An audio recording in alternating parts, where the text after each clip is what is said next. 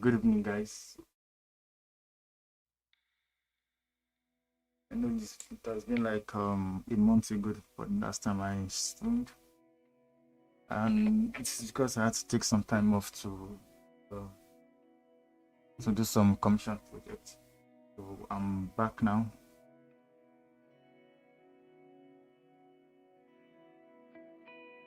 And I am here with another live stream. Recently, I've got messages from friends about how to make use of the Forest Park plugin. Probably ways to scatter foliage, because that's what Forest Park is used for mostly. How to scatter foliage, how to probably arrange them to make them look right. And for today's live stream, I've actually I found a reference image I would like to work on for this stream, and I'll bring that up right now. Okay, so today this is the story. This is the image we'll try to reproduce. As you can see, we have lots of foliage around, grass on the floor, on the ground. Then we have this back side as well. So let's get started. Okay, so the first thing I would like to do for this image is to set perspective match. I'll show you what I mean by that right now. The first thing I want to do is go to configure viewports, because we are modeling from an image. So we want to match the perspective of the image, to get what to get the dimension of the image, and to at least even out the image and our render, that they look similar.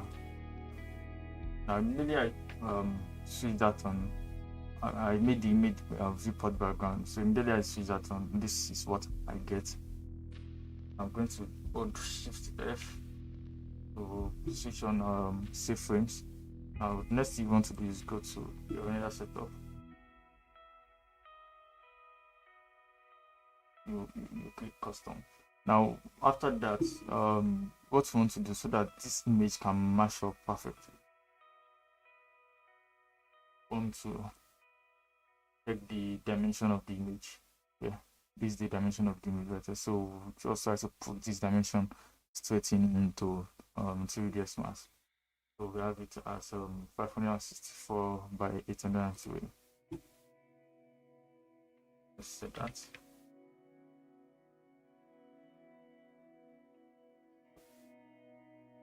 So right now what we have here is the perfect resolution, the original resolution for the image that we had in the Windows File Explorer. So we are just going to try to match that with the perspective now. And the first thing I want to do is to try at least manually, for the first instance, manually just move this grid. I hope you guys can see the grid here. Move that grid like that, just to, because we have this 1 point perspective, right? So we are just going to try to move the grid to just at least in a way follow the pattern that looks like. The next thing I want to do is to take this box and probably use it to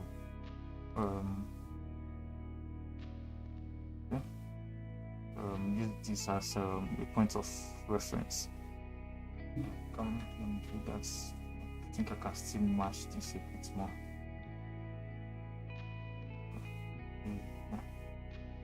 That. Now I'm going to take the bus and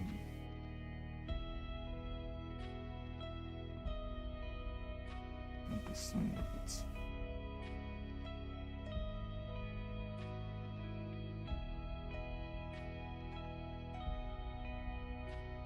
If you guys can see what I'm trying to do, I'm just trying to, for a while, just manually match something with the same, just like reference points for the image, for the scale. So I'm just going to make this bus roughly the height of the software we have there, like that. The next thing I want to do is we go to the utilities tab and perspective match. So right here. If in case you don't have a perspective match automatically showing like this, you can just click on this small. Once you click on the more button, you have some other options. If you should find the perspective match on this list right here. So what you want to do next is to choose show vanishing lines. Okay, now for the vanishing lines, from what we have here, this would really work well if it was an interior scene, whereby we have clear walls and clear whereby we have the boundaries of the space clearly defined. But this is an exterior scene and we have foliage covering a lot of the view. So we're just going to make do with it. It does not have to be so accurate. We can make it just something approximate, So now you have this six lines, two per color. So we have two greens, two blues, and two red. Now the white, the green color, the green lines are for the y axis. The red one is for the x-axis, and the blue is for the z-axis. So you just try to manually align this line with some of the elements in the image. So let's see this green line here. You freeze this so that it does not disturb me. Now you can click on the. You can see what I'm doing. You can click on the edge of that point there.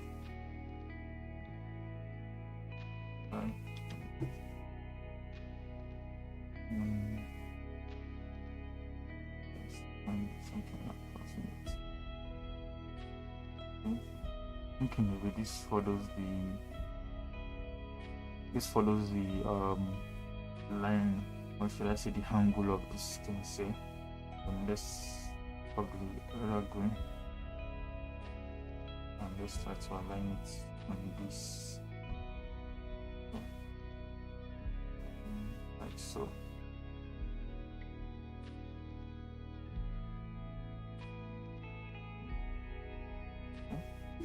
And then for the red, horizontal, for the red it lines up automatically. So that's good. Yeah, lines up for that one as well. Now for the verticals, let me just imagine that this is near the edge of the fence right there. So just place it there.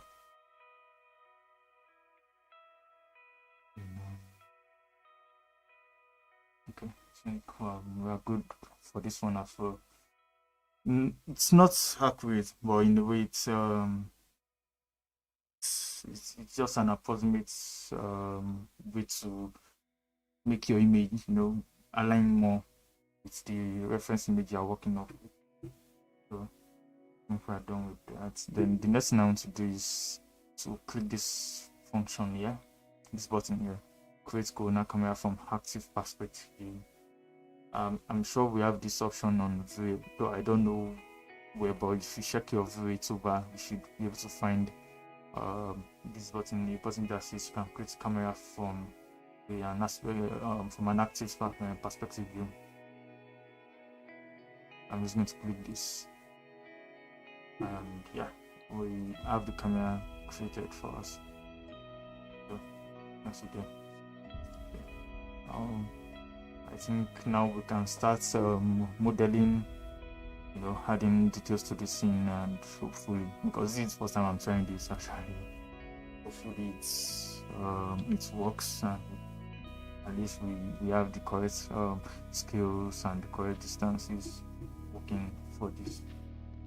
So let me just, we don't have much modeling to do in this scene, just let's get the floor area mapped out, then put the fence, and you can start putting in the twists.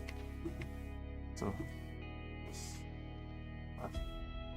just going to select the plane, so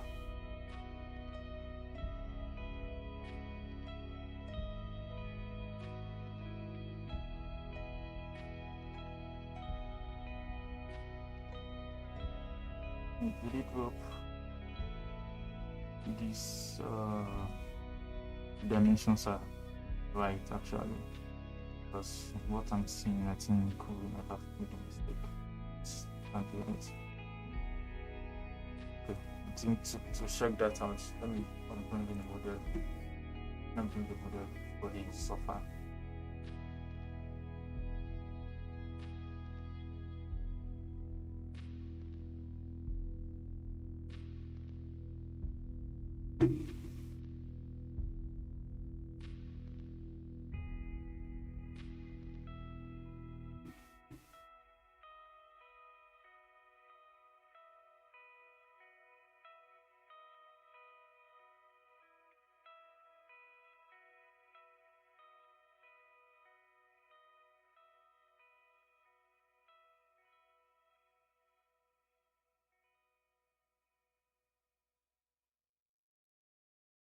think I have something that looks a bit similar to the suburb they have in the picture.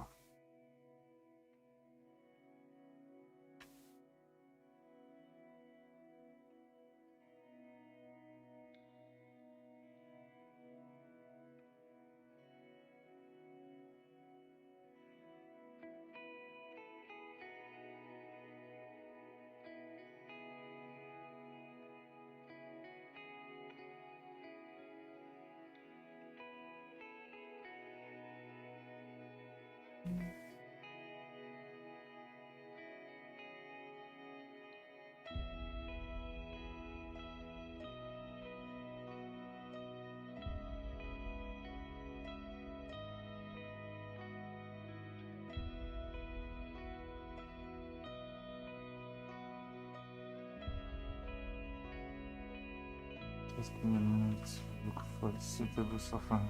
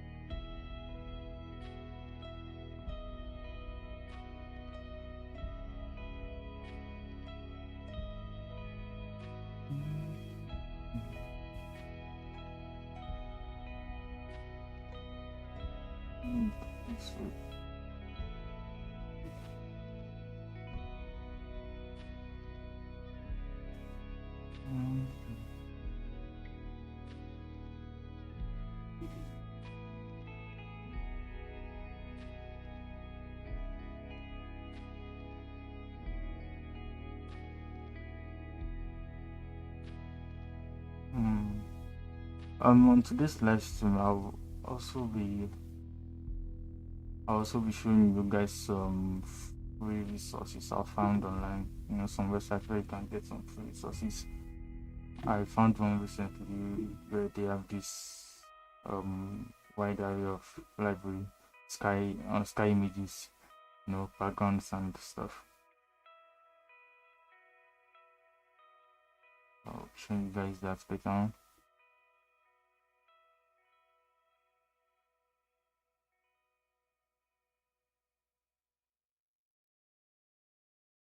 Okay, I think I'm just going to work with this. If you find a better option later on, I'll be placing with F540.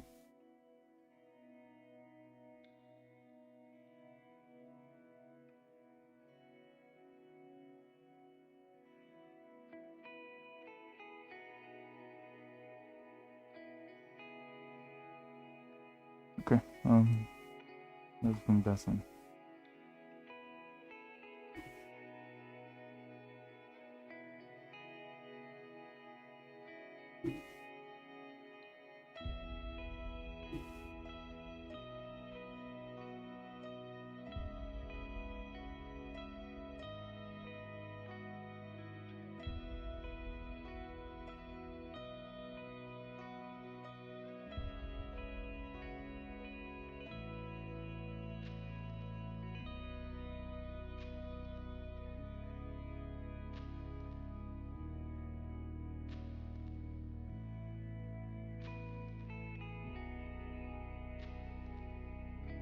Just need to wait for that to load in. I don't know why it's taking so long.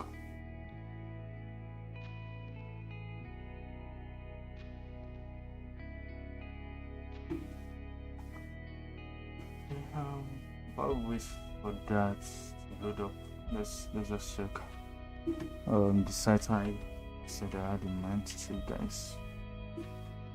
The name of the site is 313stuff.com, and said they have this wide array of resources, backgrounds, facades, sky images, and they are pretty much high quality. I see this around 7 points, very good. And we have around 650 images. Different sky images that you might need for your project.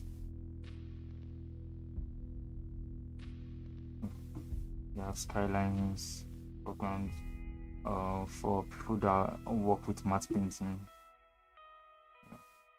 If you are good at matte painting and you need resources to matte paint into your renders, there's this as well. You can get nice glasses. Yeah. Then facades. So, and they also have some 3D models. You can just check that out. I'll be dropping the link. That's right now. Let's check that out. It's 313.com. That's the name of the site. I think our model is Yep. Like I said, I think the scale of our scale was wrong when we were putting this. Our scale was wrong.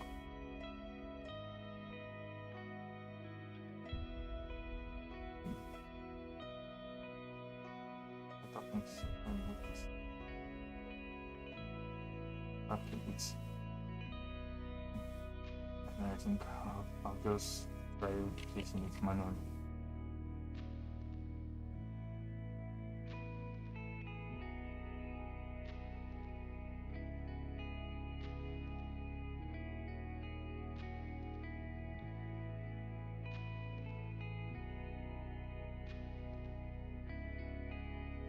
That other one did not work for me.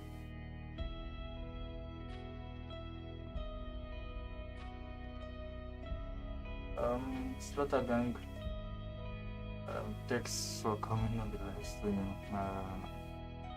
Yeah, you should. 3DSMAX is very good software, you know, and it's not hard to learn. Even though people have this phobia for 3DSMAX, whereby they think it's so hard to learn, it's not.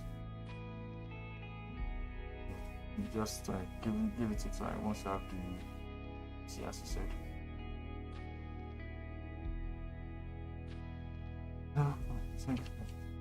I think the best thing for me is just manually try placing this.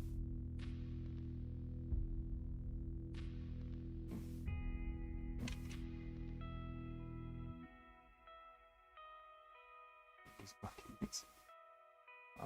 Maybe on another project we'll be using that style, but for now it did not work for me. Not.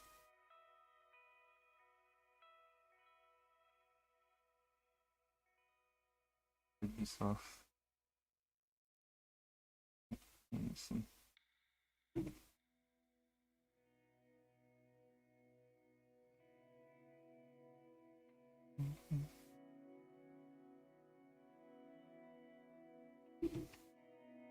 I'll just go learn more on how to make use of the style I was trying to use.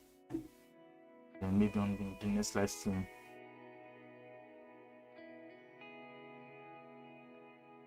Next live stream will be done.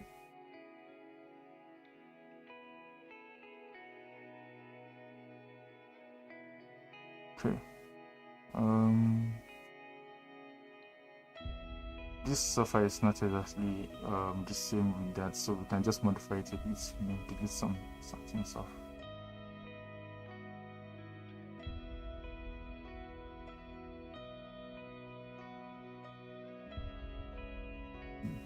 So like that, it's okay for this.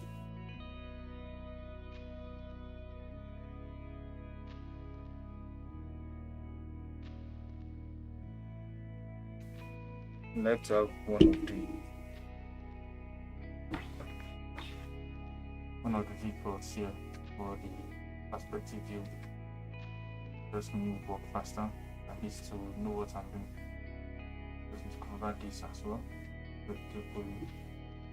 So that I can make some of it. Just make it fast.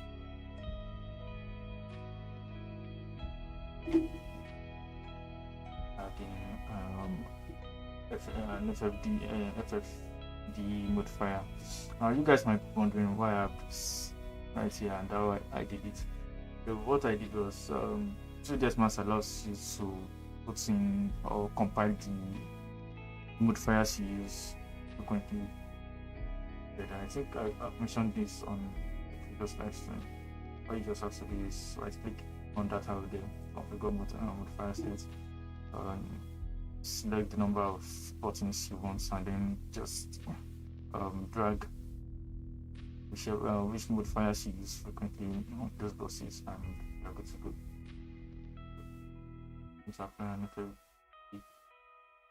Now, the reason I'm using an FFD and not the scale tool is because with the FFD you can easily control what you're moving. So you can see I just have this moved. I just moved that edge in like this. That's part and just do this as well. Do not move it.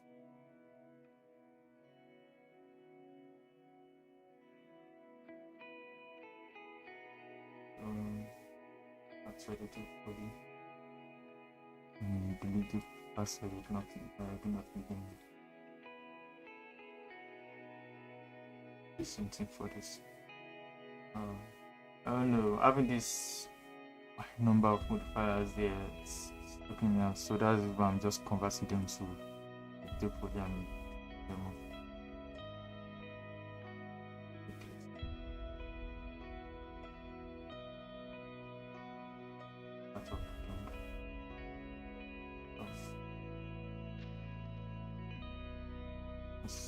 This guy.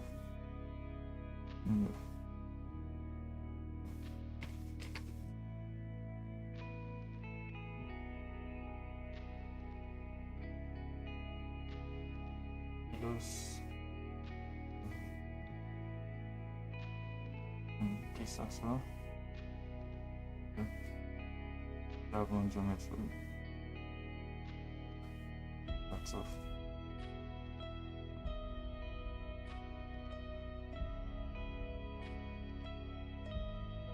So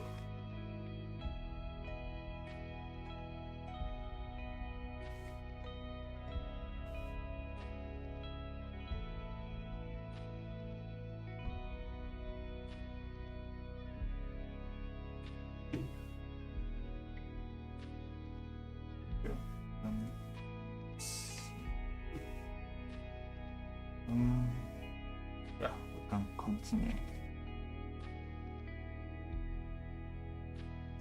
So, pick up this guy I was working with before, and then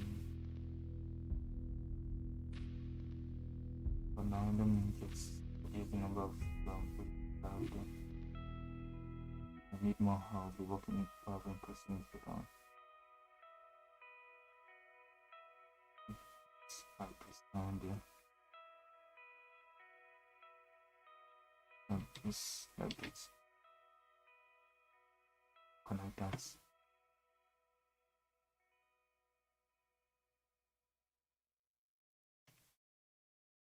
I think I have to search how to do so that whatever button I'm clicking on my keyboard can be shown on the live stream. I haven't figured that out yet, and I really know it will help you guys out instead of having to see what commands I'm using. So let me just go back what I did with it. I created these segments here by connecting these two vertical lines here, so that I can have these segments and I can have this area here as a separate edge on its own. So to extrude, all I just did was hold down shift shift and drag on the axis I want it to be, and like yes, I already have that polygon.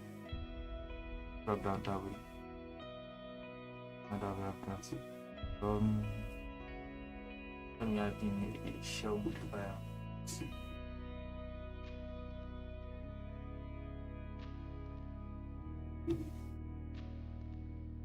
For the shell modifier, I do not, because yeah.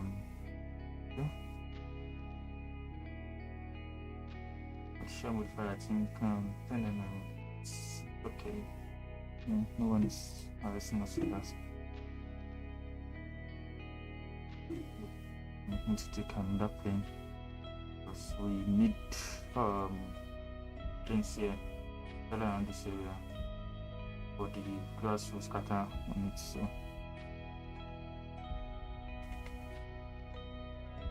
let me make it so that you guys can see what is happening.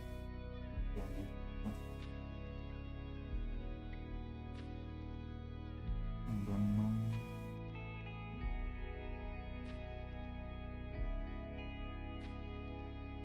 this packet is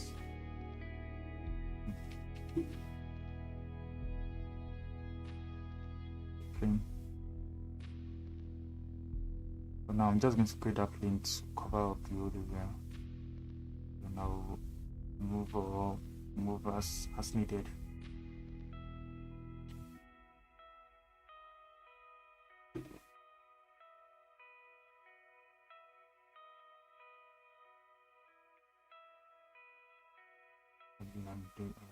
And do fire. And just align. Okay. Good. I think I'm making good time.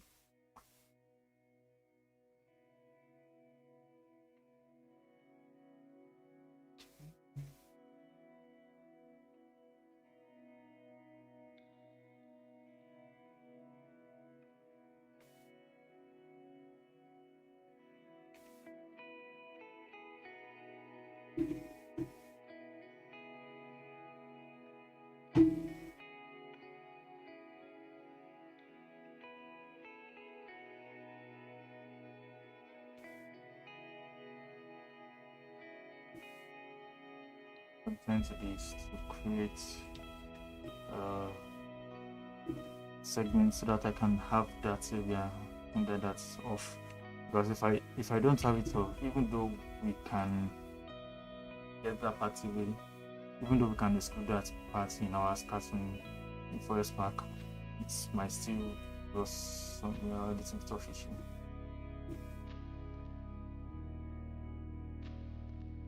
Make this go as well. Then we create another box. That's the shell modifier that area.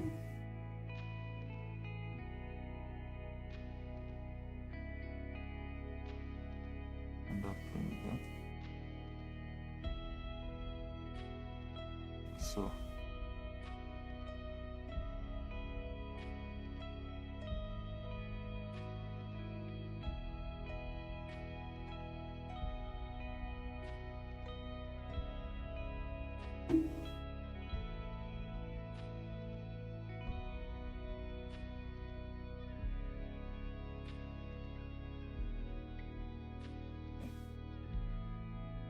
there we have that guy. And just going to copy the shell modifier and based on this. Yes, you can copy modifier. Hey, September.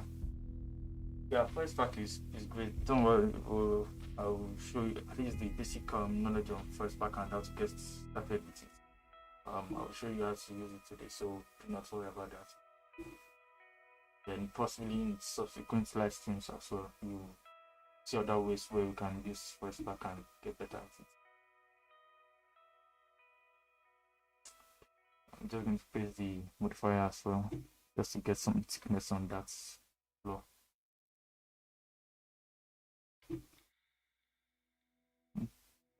I think we need more thickness on this.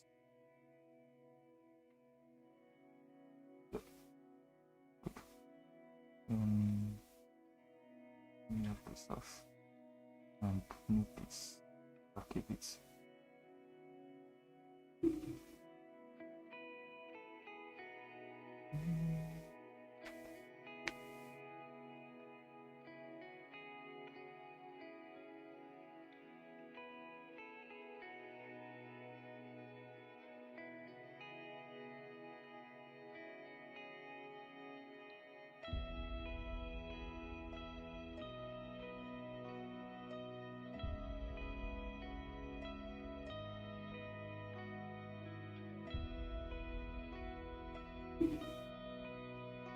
Eduardo Simano, thanks for coming on the live stream.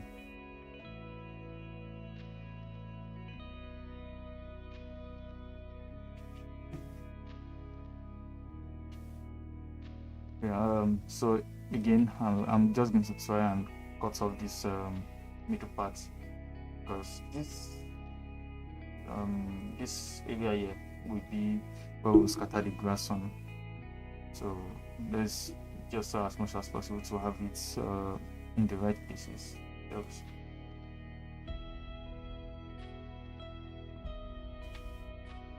With that, connect. So with that.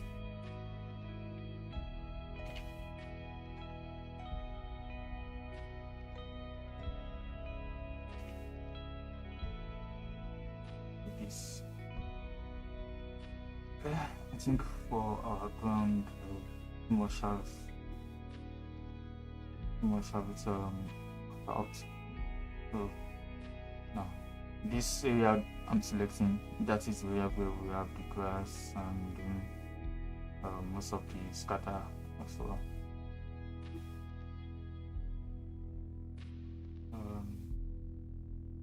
So let's get started. Open this up.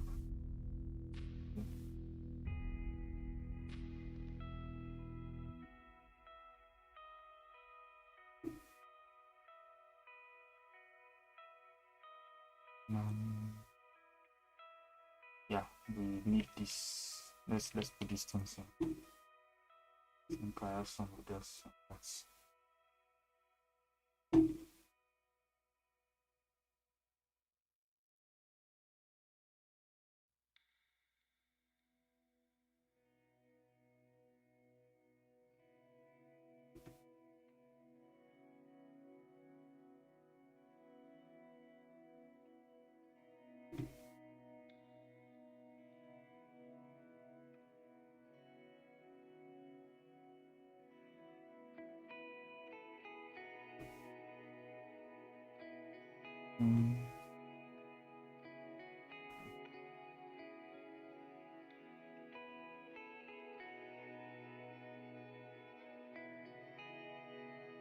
I'll just use this guys. 109. So I'm just showing you guys how to, because sometimes when you're working with a project, you feel okay, you don't have the exact model, and then most people give up and stuff. But then you can get other models, modify them, get what you need.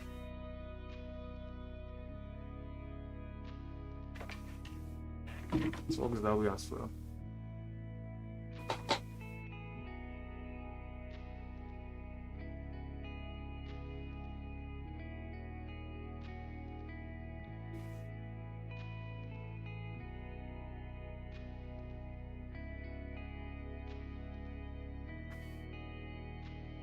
Just need to wait for that to load in. Okay, make sure that's in the dial. So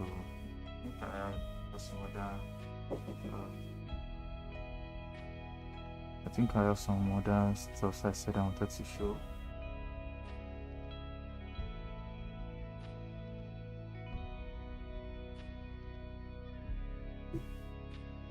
I think these guys have a new tutorial. I'm just, while we wait for this to load in, I'm just checking out things.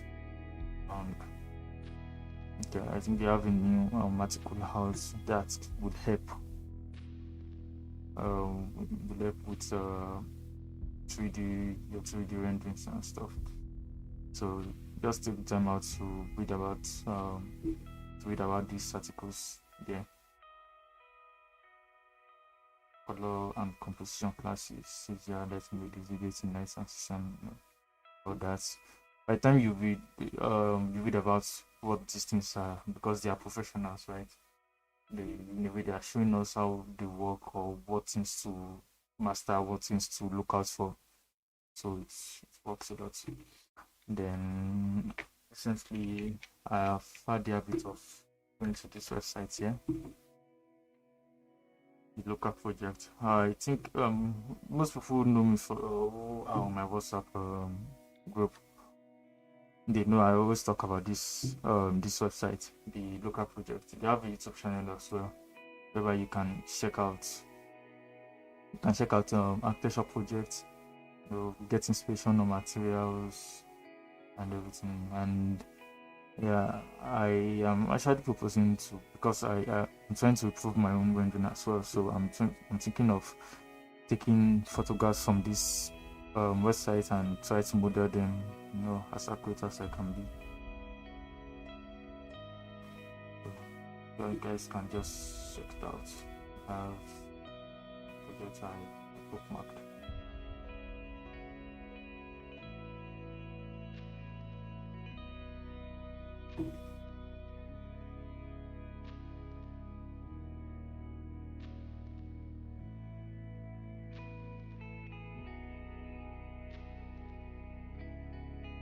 This model is taking too long.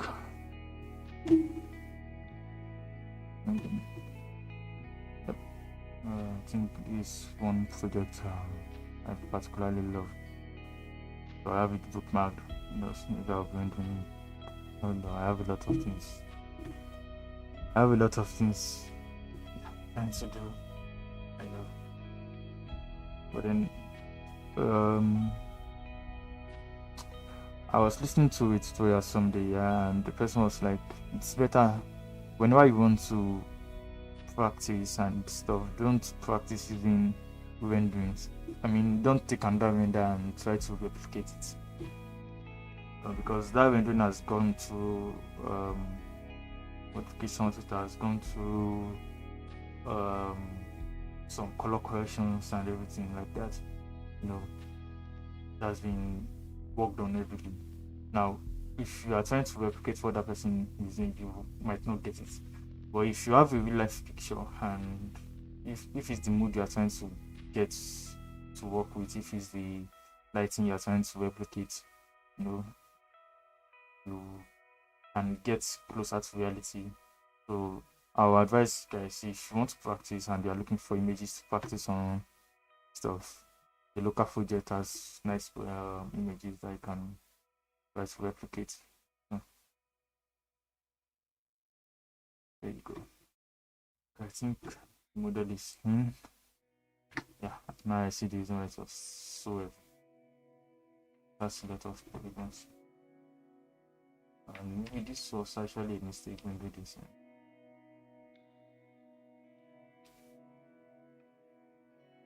I've modeled this thing myself and be done with. I thought it would be easier. And now even looking at it, I don't think it's looking like what I want to just do that. Create this myself.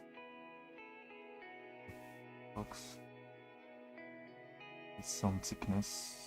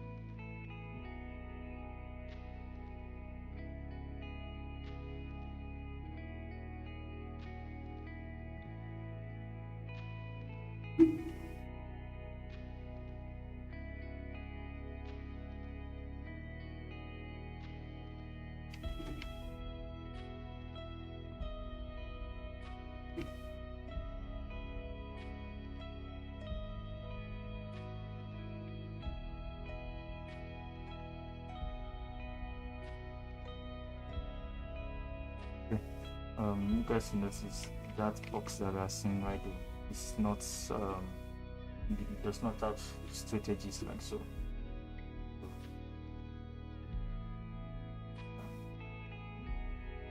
I'm just adding some more segments.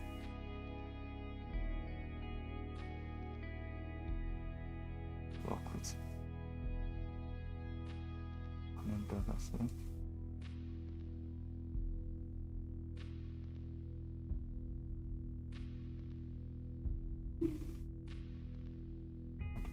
Modifier.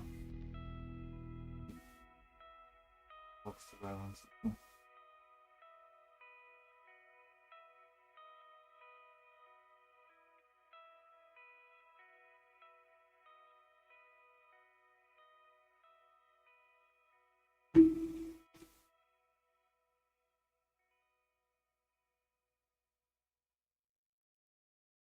I have to do something before I do that. Let me give it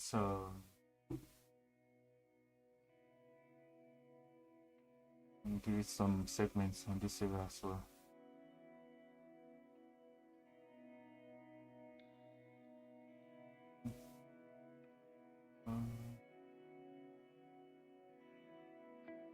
One on that minute before I do that.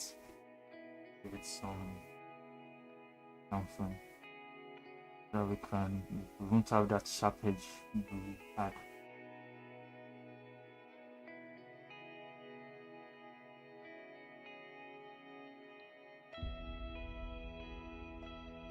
Yeah.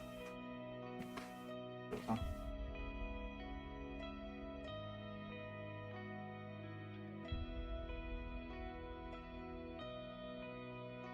And time waiting on that guy, and I could have just modeled it myself. It happens sometimes. You give it something and that's it as well. Don't have it totally.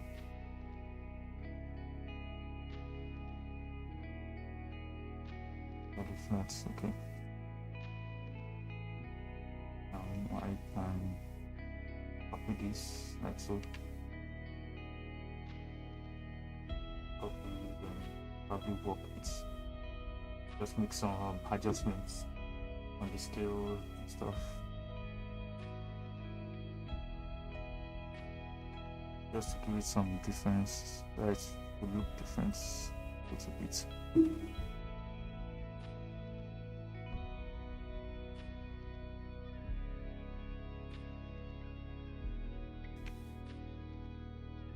I'm making them copies because I want to make modifications to this. Yes.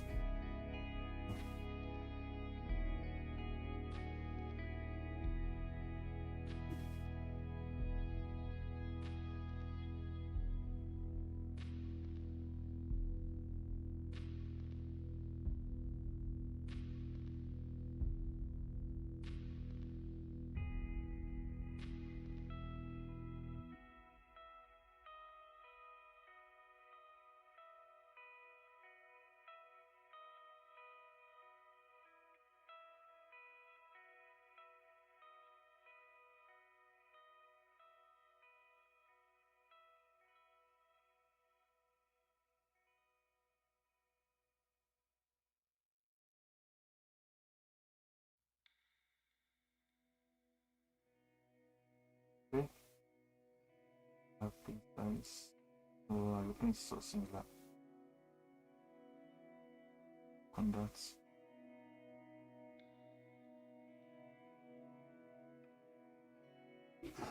I mean, this didn't take us long, right? And yeah, I was just waiting on that guy to finish loading.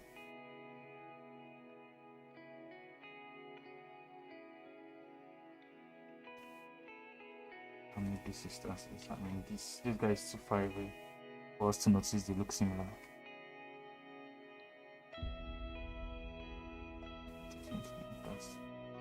That's back as well.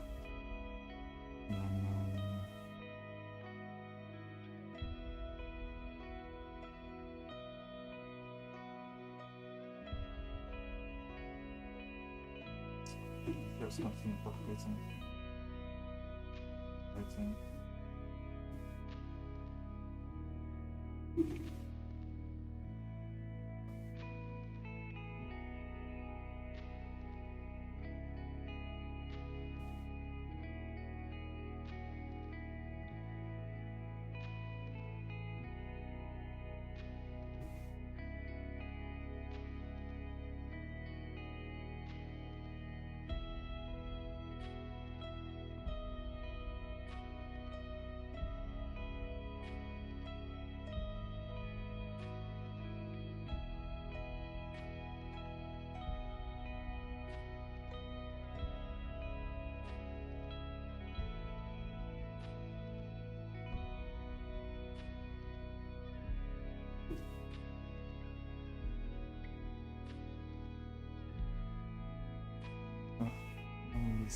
This guy. I thought I had the exact lighting needed with use of this project.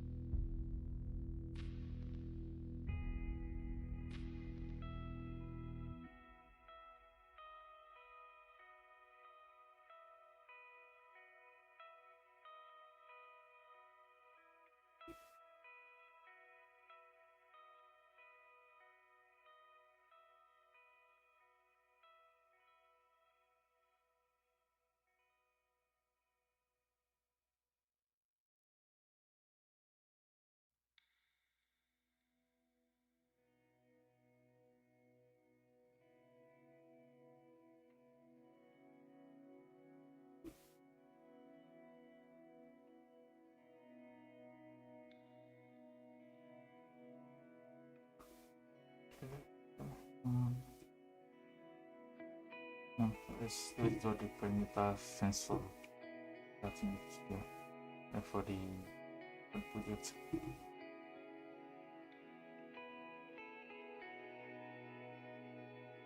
And so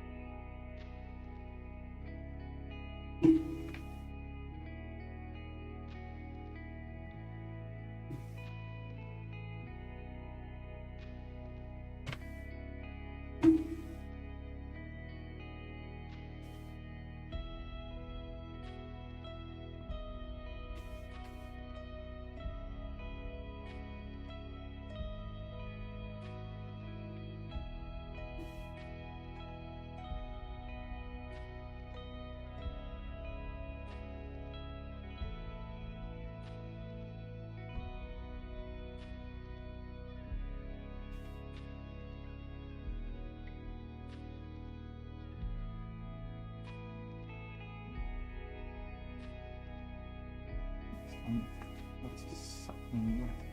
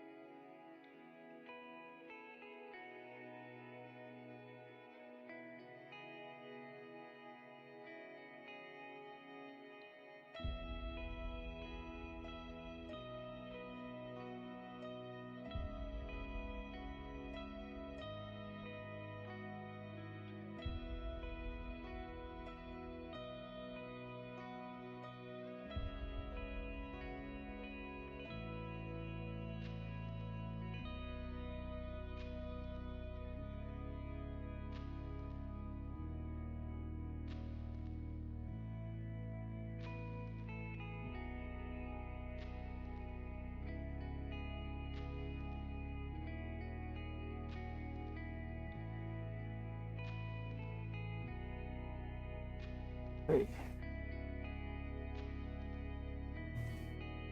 Mm-hmm.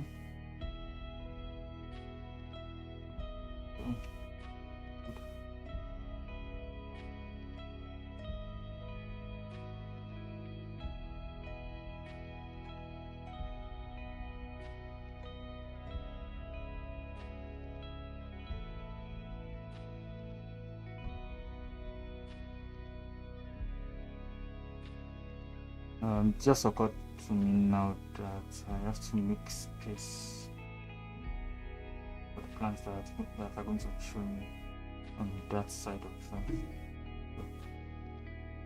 So,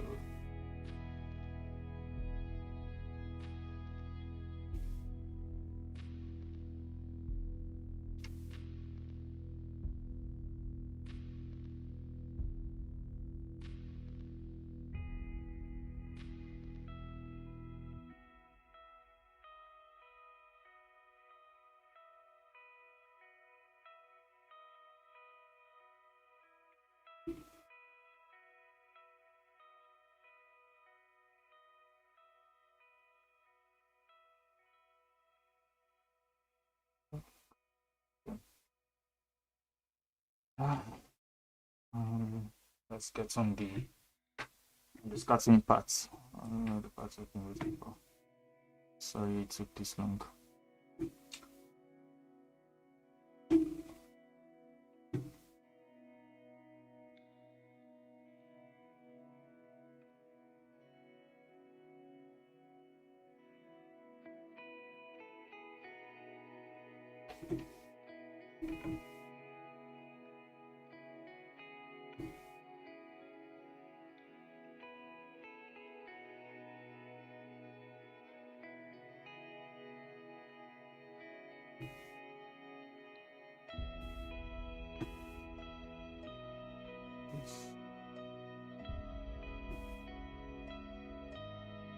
Okay, I'm going to make use of.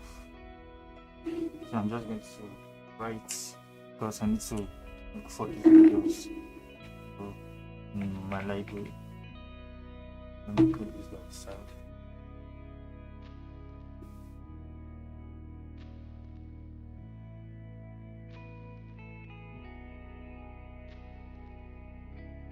Something that looks like this.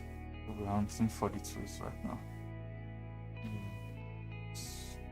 I'll work for this.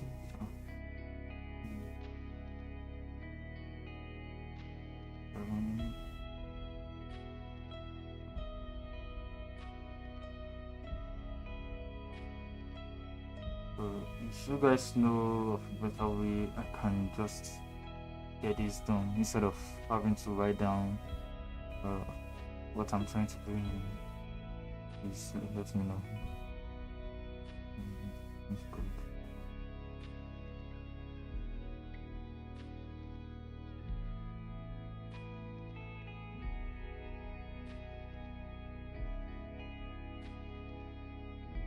I think this one work for this area.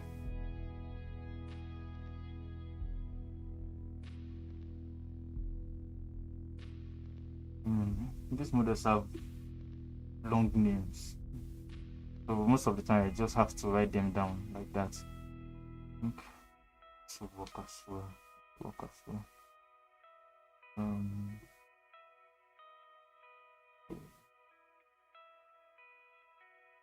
Yeah.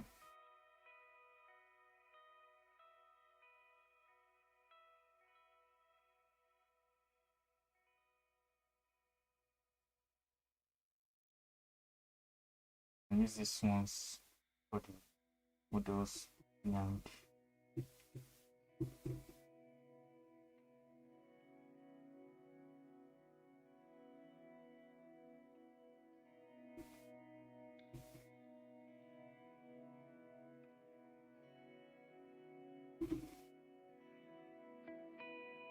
No, most of the time this is how I have to work, because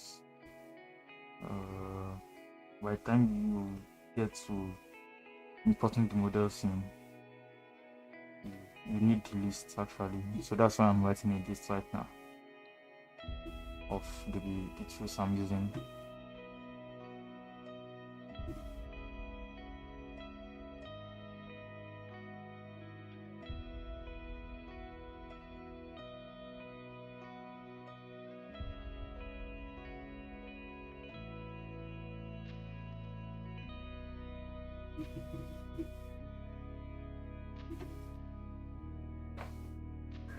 I think for now I have some.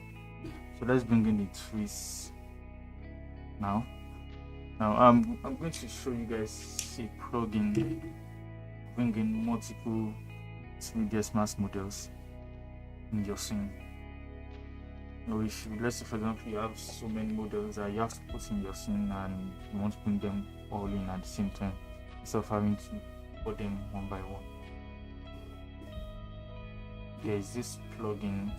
If you check the description, I have the link to the 3DSMAX scripts I use, so you can get one of those. You find the script in there. Importer. This script right here, importer version. Something. I'm just going to drag that. Now it's going to bring up this dialog that I should select the objects I'm going to bring in. So I'm just going to browse to object.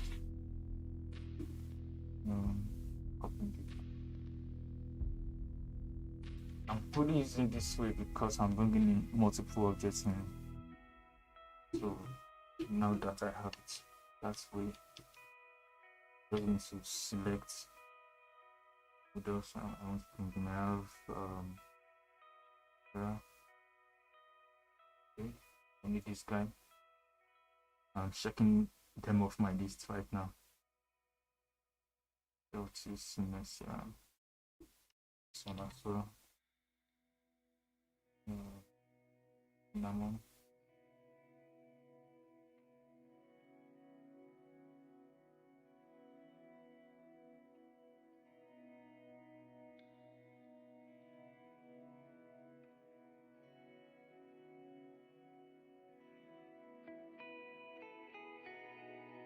Onto cinnamon 01. And this one too.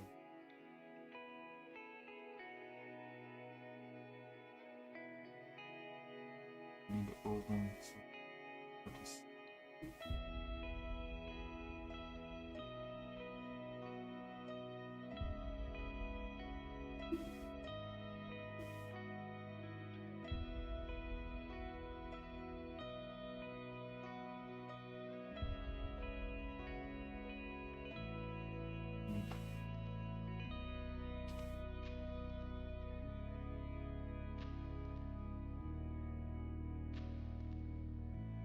That need eucalyptus. Only 4.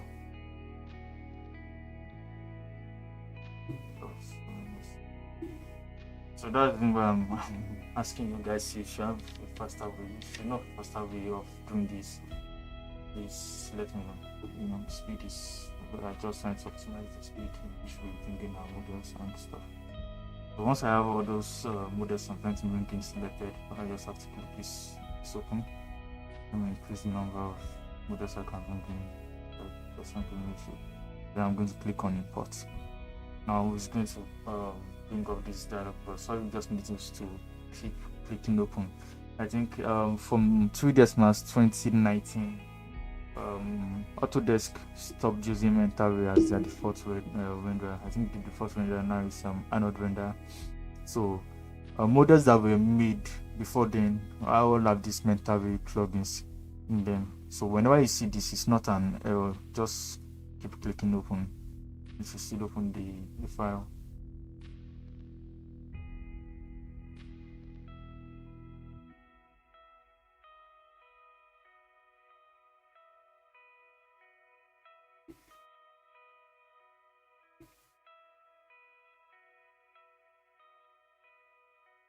Okay. So we have all the models that we're trying to use in our scene right now. Now I'll be using this plugin again next time. So one thing I like to do is I like to group the models I'll be using for my scatter in the same place. So I'll create this thing here. And I'm just going to having the models in there, like so. That I don't have them scattered in the same. Just having them like so.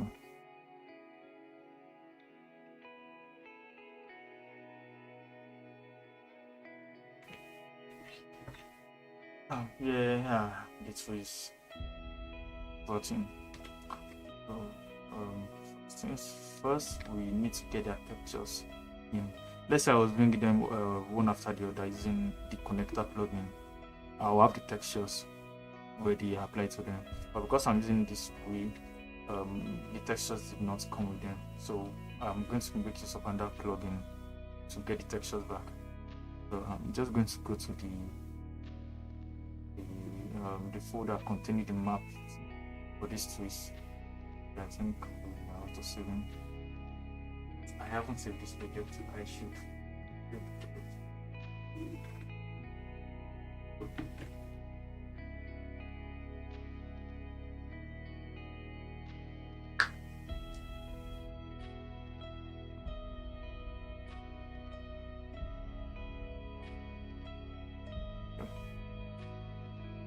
Just save that project real quick. That's how we not end up writing that as active.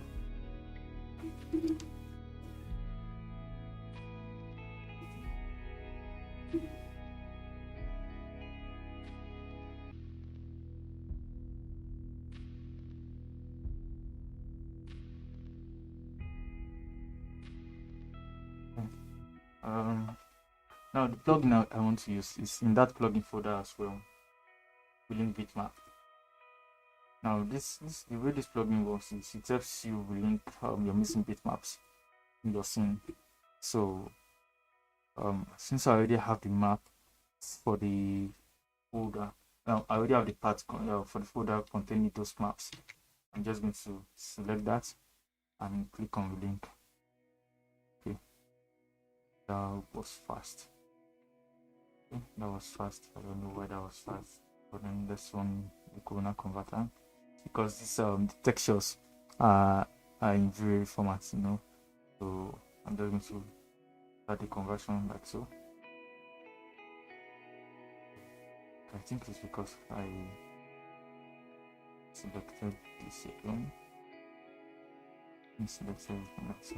Then one Corona converter again.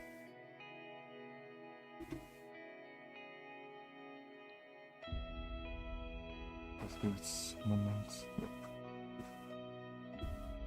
Yeah, so we have our trees with textures in we wanted to.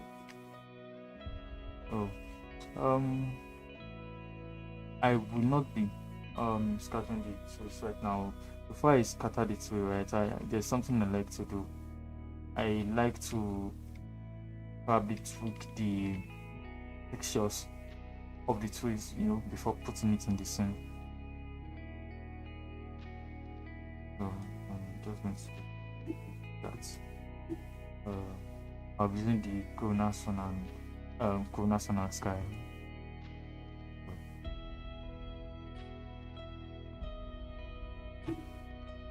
Just create a material so we can get this fast feedback we need.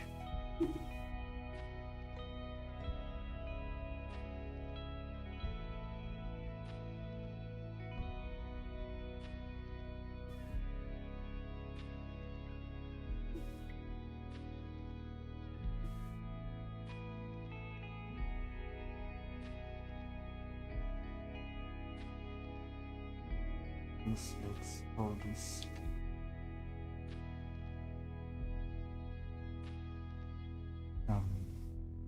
Exclude them.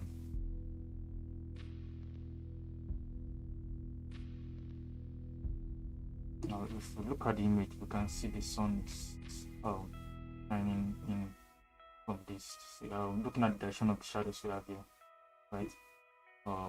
We can deduce from this that this area here that's where we have the sun position.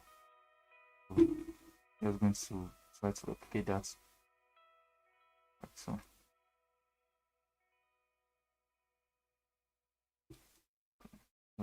yes.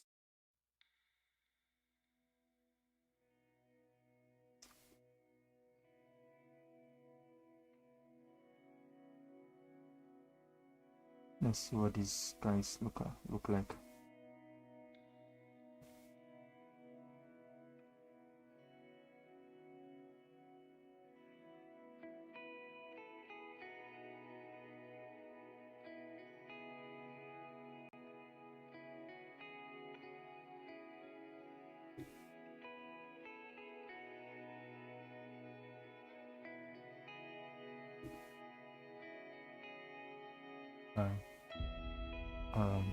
Sun. We did not start an environment. I'm going to ask an environment. Not that.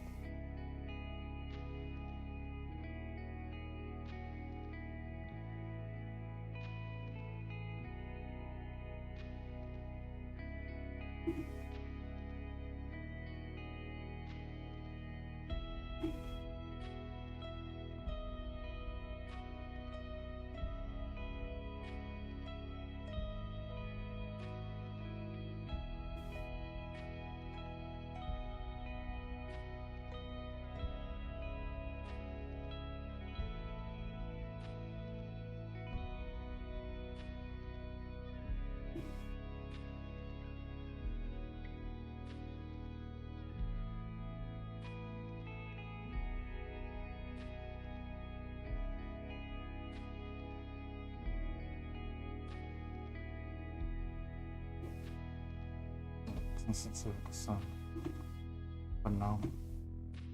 Okay. Looking at the textures of this tree, we can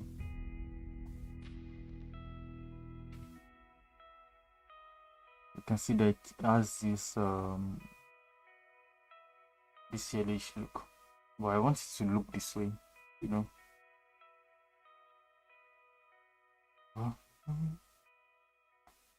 Or should we leave it a bit? Let's just leave it. This is how this one looks.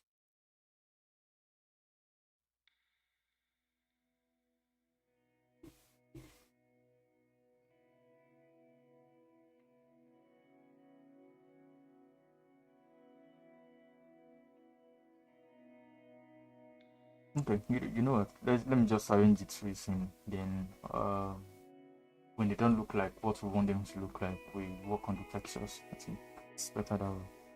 So for this tree, this is one I plan on using on this area. So move that. Yeah.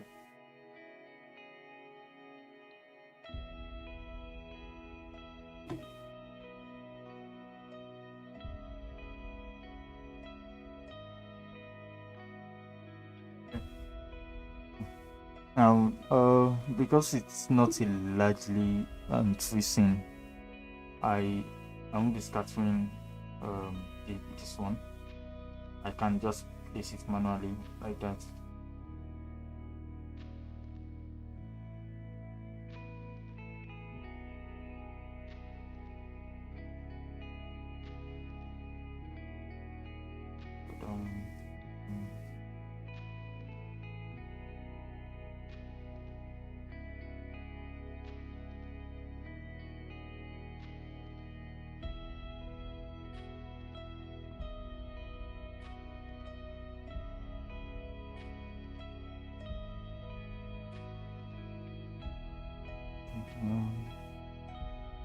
Let's move this here. So, and this scale it up a bit more.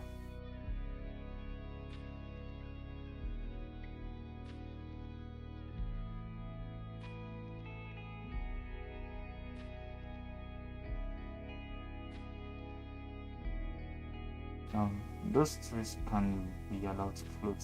They don't need a platform for them, you know, since we won't be seeing the roots anyway, you know, and how that floats like that. And it's obvious this tree is way back.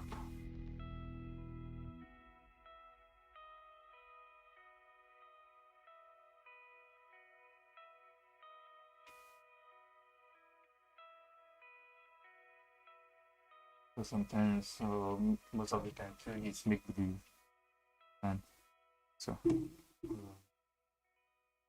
think we can do something to reduce the number of leaves we have this guy. So let's see.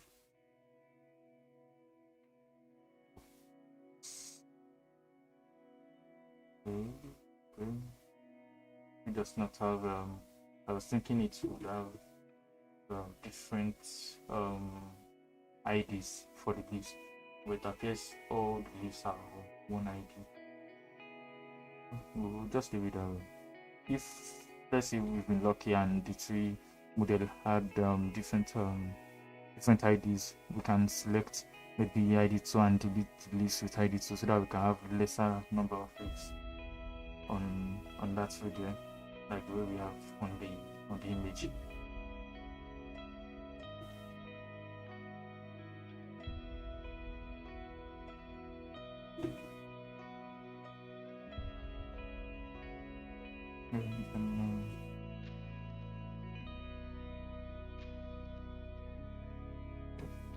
So I think we can scatter this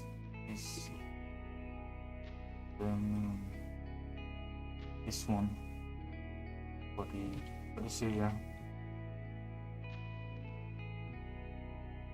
for the trees we have on this area, and scatter this. Why I do that? Because they are relatively the same height. Let me just scale this.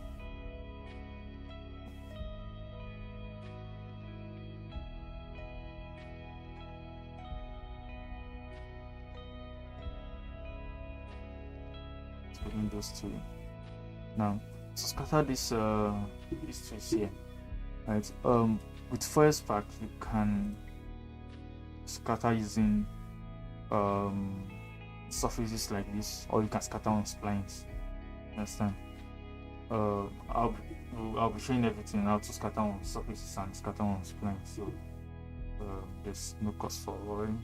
So the first one I would like to show is how to scatter on splines. Yeah. So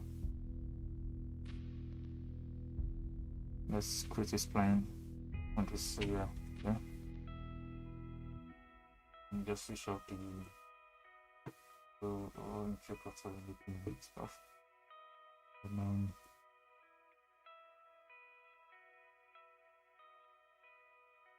now what I want to do is I want to select this spline, yeah, and select the trees I am planning on scattering that area.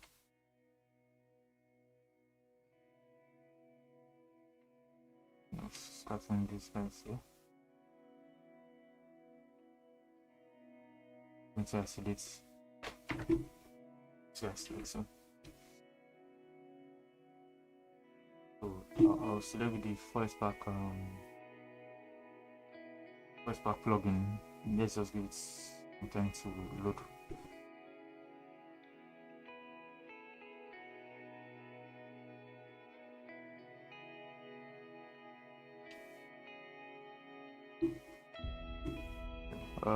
It's on the generate mode, then just click on this line. Now you may find out that you have some planes scattered on the spline, and sometimes it might not be so, But do not worry, as long as you are sure you click the spline, you don't have to worry if you find maybe planes on the spline or not. Now we're going to go to the modify tab for the forest pack object. This thing that we found there. Now the next thing we want to do is add the trees here. Add the trees as geometry object. Now the reason why I isolated it is so that it's easy for me to select using this list.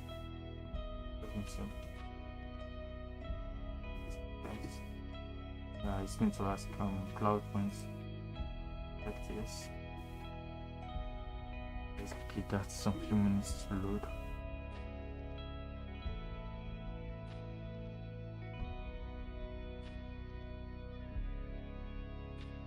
Loading the geometry. Okay, cool. It's downloading the geometry.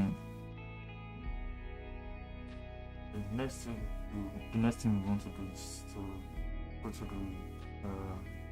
the distribution tab, because right now we just have one tree on that spline right there. So we want to add more of those trees on the spline. Now when you do that, you come to the distribution tab. Now you see this map here. Now clicking this area, you find some options scattered.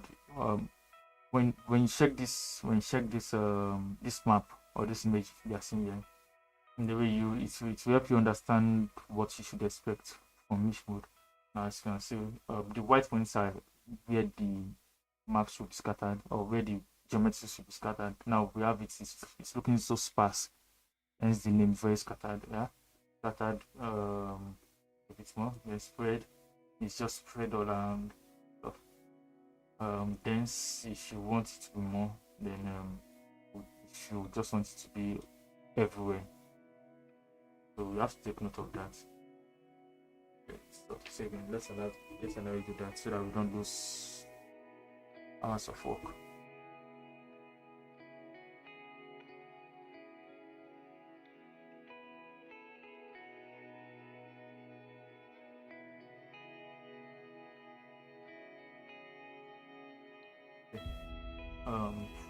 Then there are other options as well, depends on what you are going to work on, and you can even create your own maps.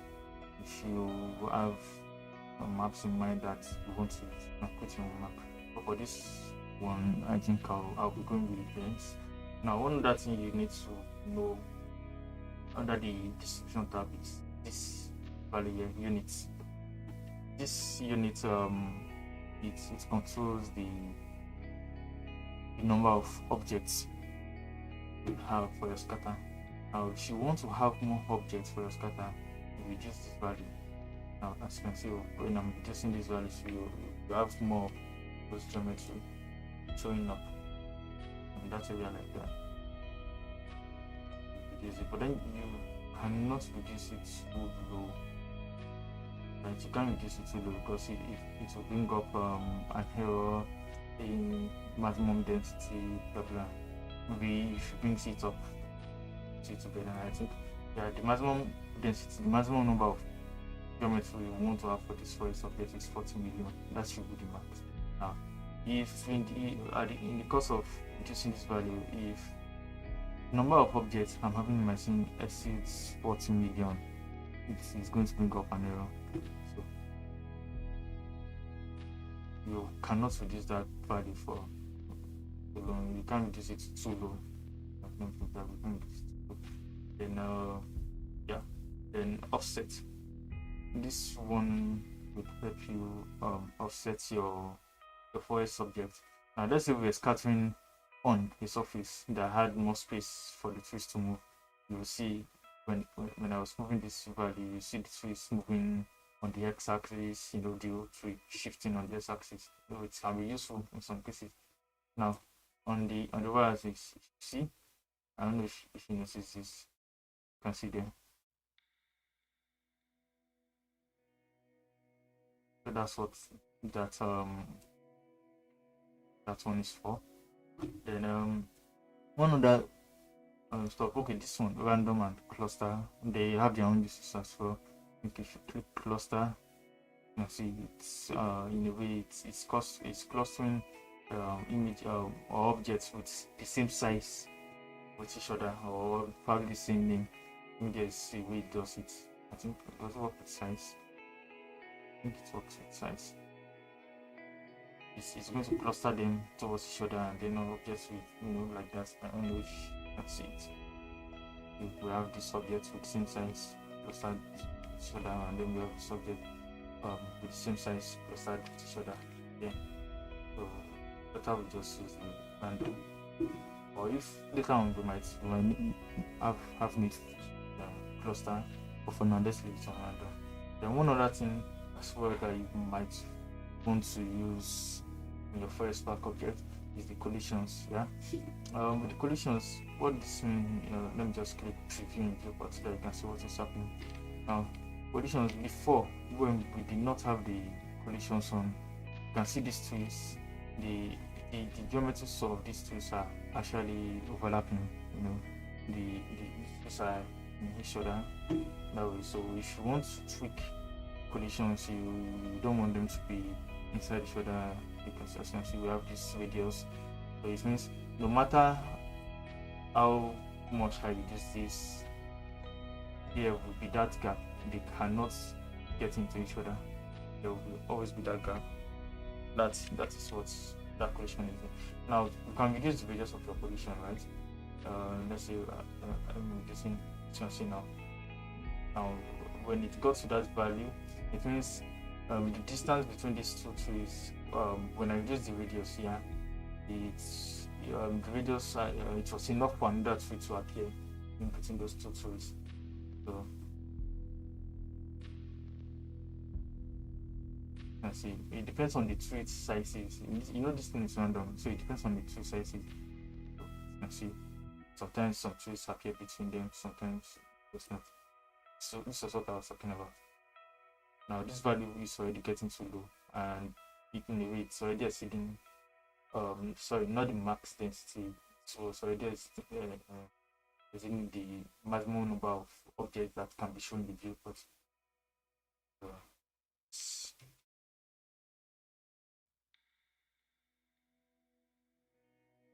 We come back. Well, for now we've done the collisions, so we're going to see that up as well. One other area I would like to show. Yeah, this surfaces layout. It's very important, and you will find out why it's important later maybe in Honda license, because some of these options we won't be using them for this project. Probably some of these such as the density follow, scale follow, you might not be making use of those for this project. But then one tab that you might use in all your forest park project is the transform. Yeah, because it's really what makes forest park what it is.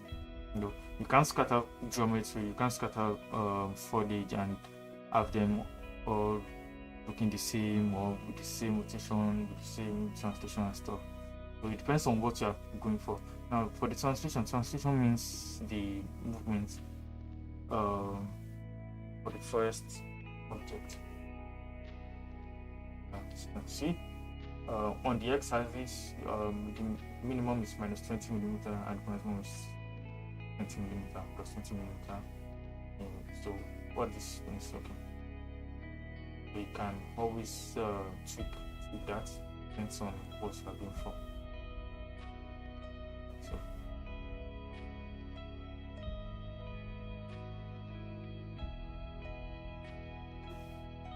start it but you need to take it down. Get back to that. Another one is the rotation. Once you enable it, you can have different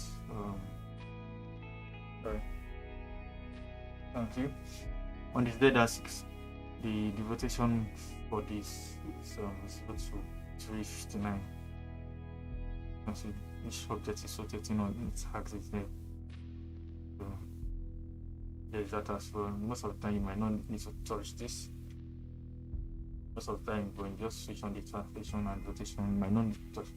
But for the scale, yeah, this scale also helps in randomizing your forest park objects, because that's what these options are for. Randomization, that's what it's for. So, and see, you want the minimum object to have this scale, and you want the maximum object to have what scale you want it to look like. So this mostly what you need to scatter your forest park object. Now this is the way you scatter on splines. Now when it comes to surfaces, we'll get there as well when we need to start scattering the grass or the shrubs on this area. So let's isolate. Now these trees look pretty much too near. They are not looking like what we have in the image. You can see right here. These are the trees we are trying to work on now. They are pretty much behind there. So I think we need to move the spline forest park object once. Let's move it around this area with 3D circuits, like so.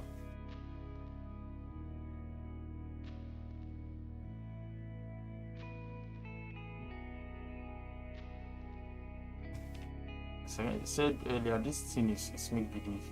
It does not mean it has to be exactly, or like for example, when you look at the image, you think these trees here right on the side of the fence. We'll probably be wrong if we were to check this area out in real life. It is probably far away from the fence, as you can see there. So that is why we have it this far away. Then I'm going to reduce the scale a bit so that it's not this tall. Now, one thing though, if we want to reduce the scale, like the way it is right now, we want to reduce the global scale for this and make use of this option, and can as well increase the scale or reduce the scale for each trees using this option as well.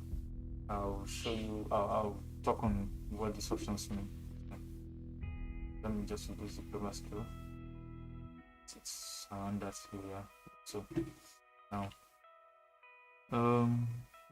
looking at this, I have this tree here, looking okay. But the tree next to it, I need it to be taller a bit. Now, if I use that the transform tab to move that, I might not be getting what I need. So it means this tree here, in a way, it has there's the geometry here, and I can increase the scale of that tree alone individually. So I don't know which of the two it is right now, so I'm just going to okay, that is not working on my it's not in this pattern. Okay.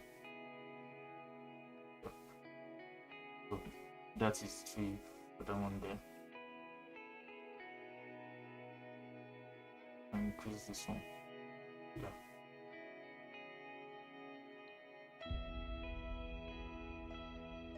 Just to make it safe and make it look dense. Okay. And that's I'm done with this guy, so well, perfect way it is.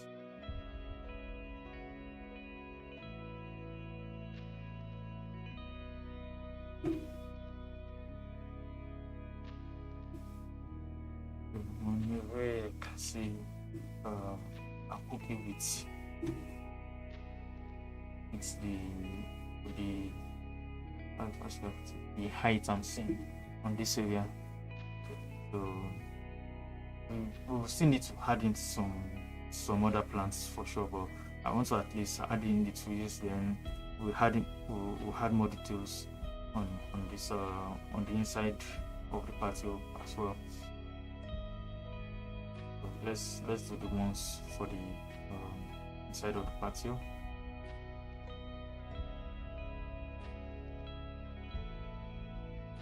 Okay.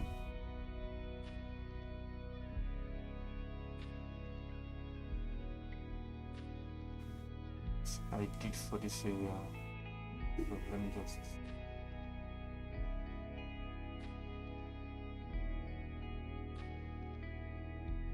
use this in a bit so I can put in a spine on that area too.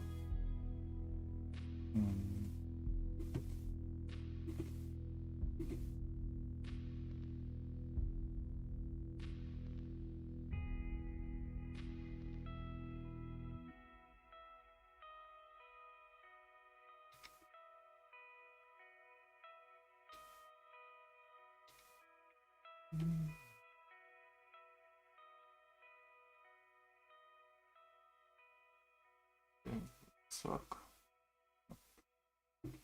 It's not going to work. Do it first. Connect.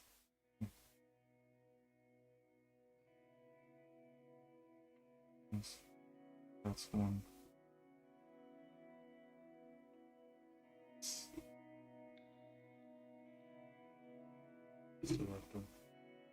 Okay.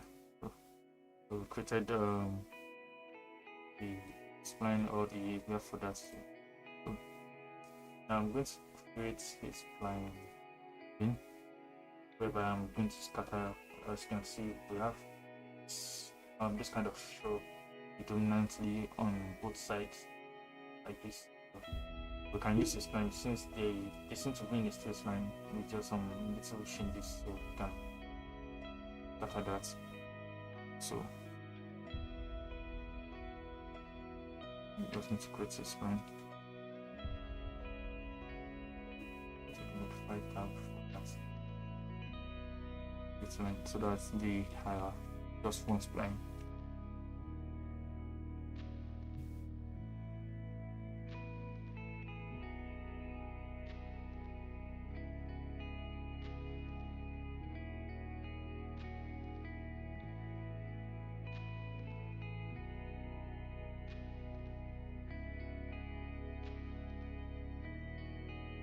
Now, whenever you scatter first part this way, as you can see, for example, this way the twists I used for before the scatter I did here, right?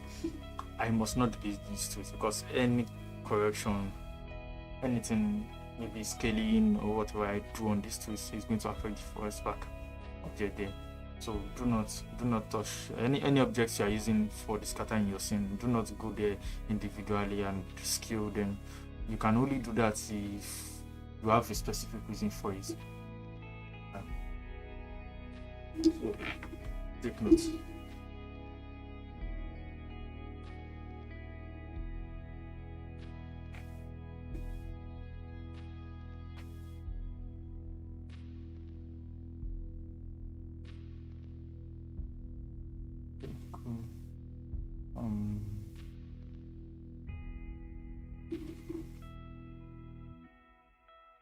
Just going to go on this area to make I have some 2 models that look like that. That look like what we need.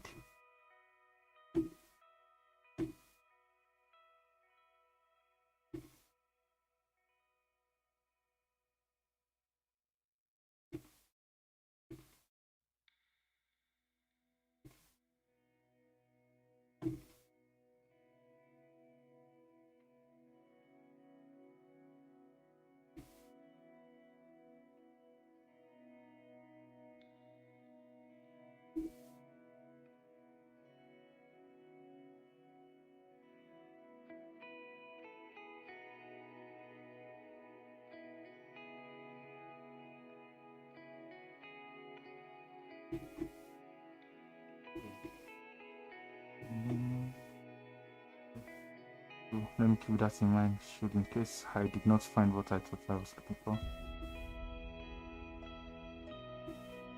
I think I still have one that looks closer.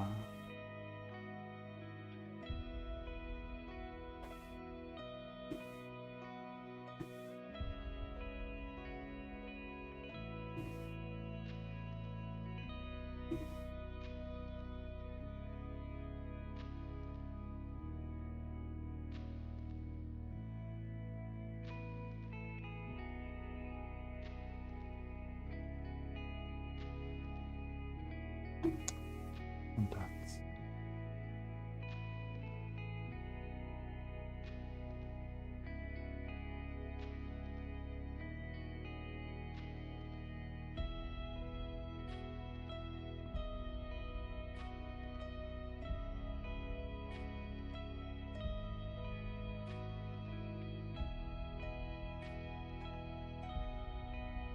And this is that.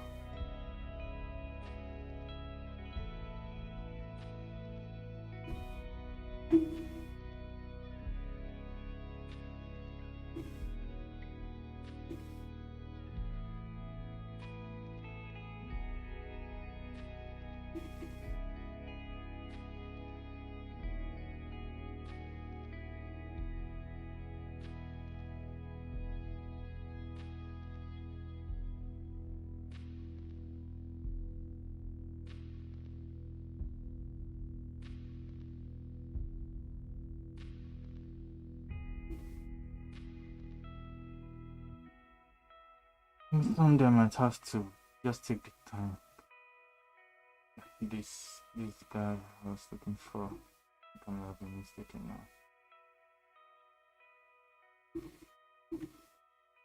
now. As I was saying, I'd probably take the time to label each Max 3 models or each Max 3 library.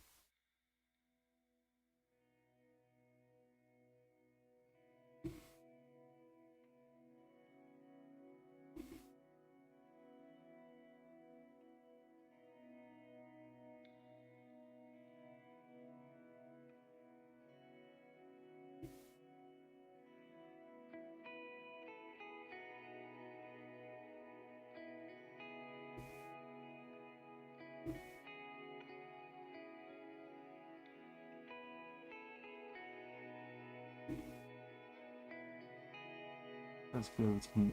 Yeah, almost at the end of the library.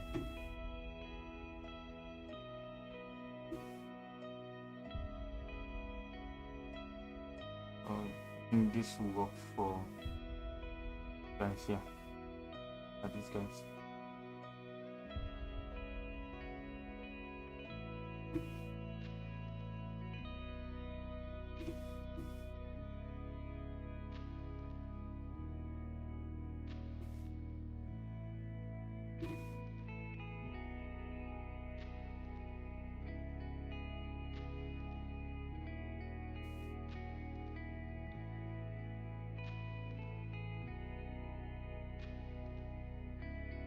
Let's think of something. I think we can make this work.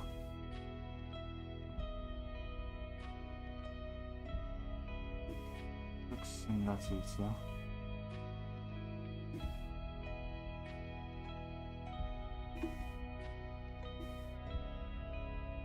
Easy, E55. Those stuff is all what's the name?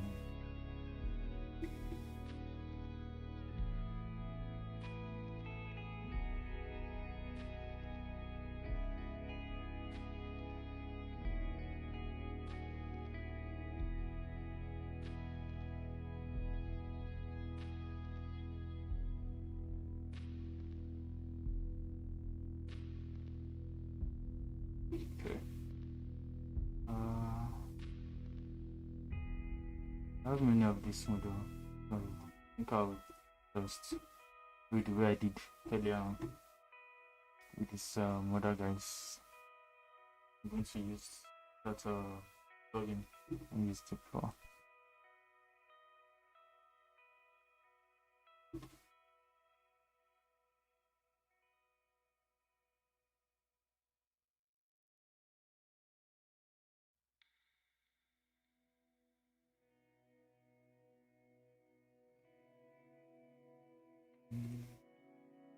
I'm bringing everything.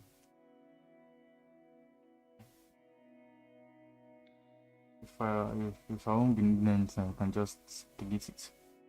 I think it's better to bring in everything this way.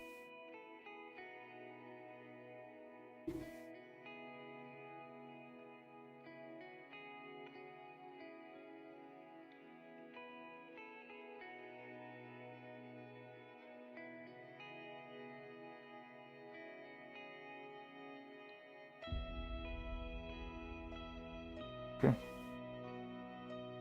Here they are.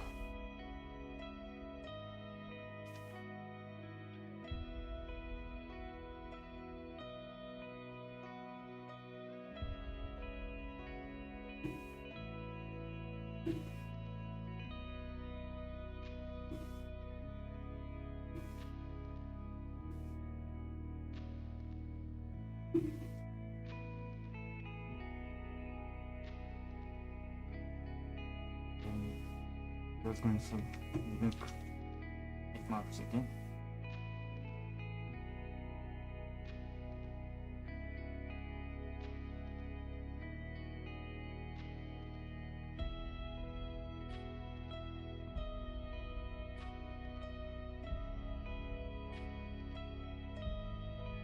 Okay. And one thing I would like to do is, if you guys notice, we have these trees have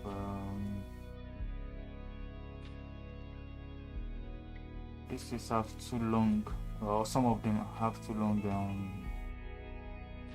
long stems. So I'd like to take care of that. That's some parts of the stems away.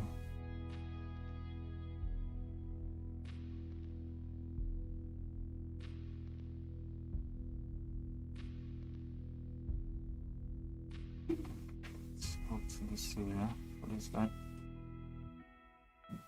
Don't worry, by the time I'm done, I'm just going to set fine. This area too.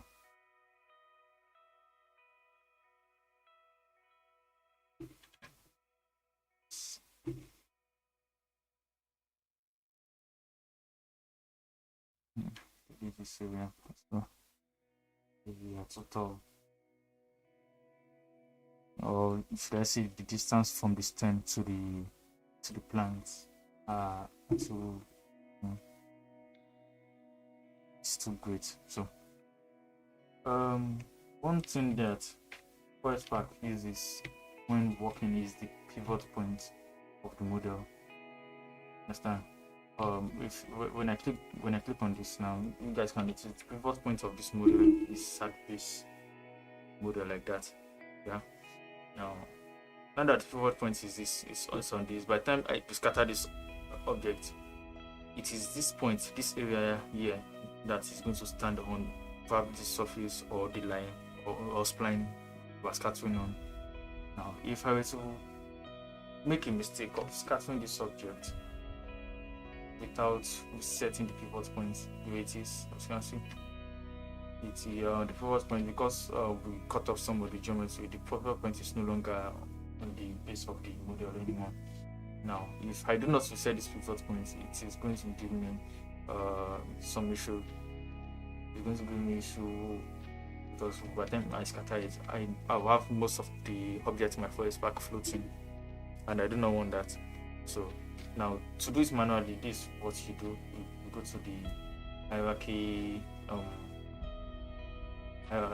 tab, which is right beside modify tab here, and you click on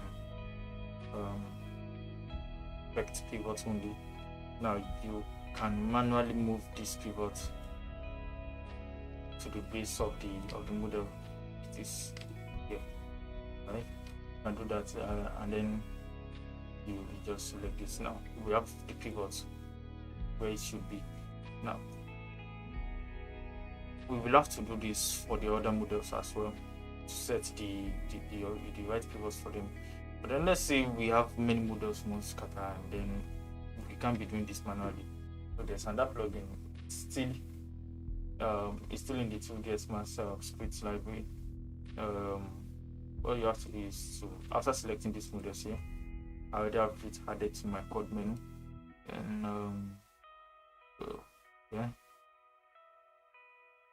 stock model fixer. It's you can use this stock model fixer to probably optimize your scene in a way. You can use it to rename some objects. Maybe if you have many objects in your scene and you want to rename many of those objects at the same time, you can use it to do that. Then you can use it to copy textures using your scene too. And I think you can use it to relink bitmaps as well. Well, I've never used it for that. Um, it's just helps with many options. So probably when you get it and bring it in into Max, you can check out what it does better. But what I'm going to use it for is just this to set the pivot. Now I have this. I've selected all the objects I want to set pivot for. Now let's say they were a group, yeah, and I want just one pivot for everything. I'll have to check this box. But since they are different objects, I'm checking this. So now the first thing I want to do is to set pivot to center first for each object. Then after setting to center, then bottom. Now you might not see it right now that it's worked, but see right now if I click, you guys can see it's on the bottom. Now if I still need to do anything, I can move it up manually myself, but it won't take so long as it would have if I were to do it manually for each. So now if I'm scaling from that pivot up. So like we did before, we are going to select these guys like so, and select the spline to isolate the selection. Now once I isolate that selection, I want to scatter this geometry on these splines. Same thing as before.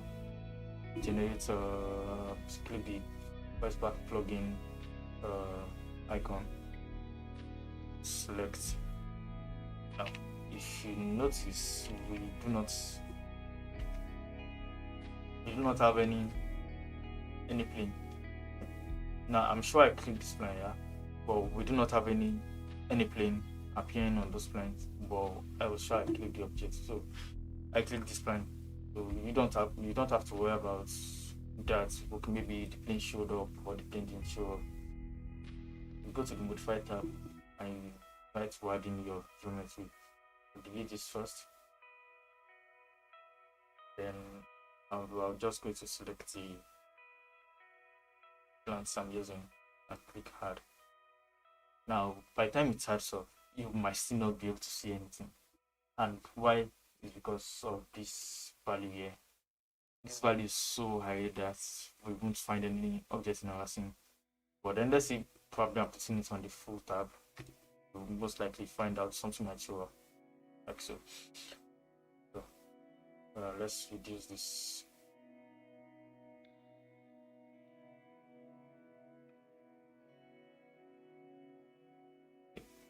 Now this is a very good example of what I was talking about the last time.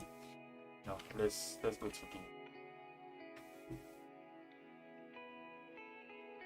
Let's just allow this to save. I think we might have to move this spline up to this area so that we can have some of these plants showing up on this area.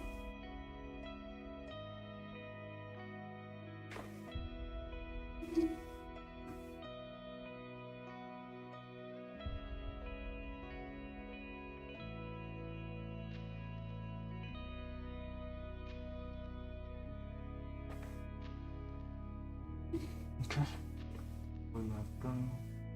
So, I'm just going to move the value of this point to this area, so you can have it enough on that place. Okay. So it's possible that let's even move this one as well. If it won't be shown in our scene, we don't need to have it all here.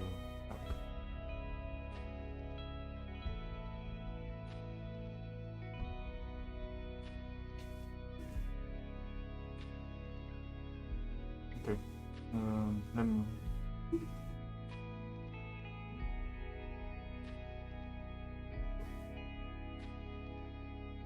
We have this one looking way taller than the rest of them.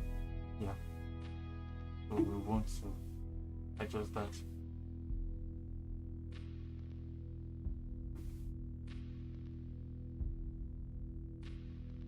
Just something to so that in a way they look in line with it, maybe just because they are relatively the same height. Yeah. So,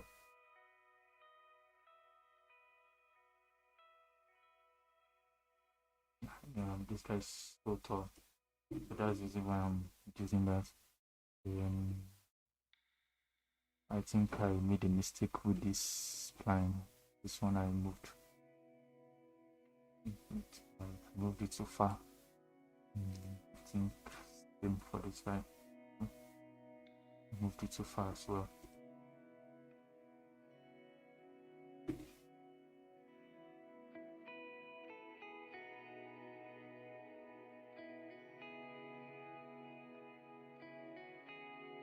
I'm just going to enable.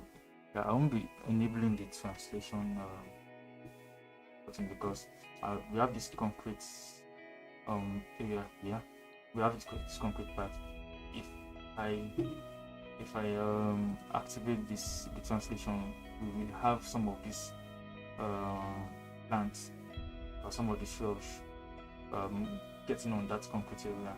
So we do not want that.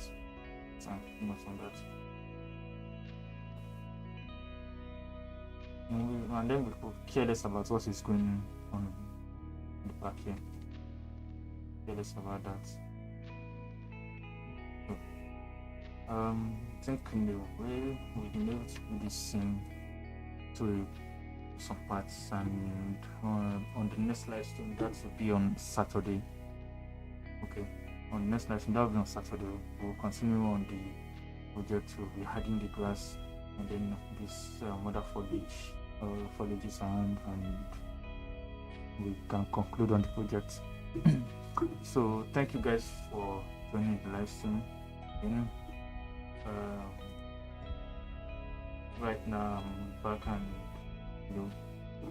we'll be seeing subsequent live streams again. I won't be taking that long break I took anymore.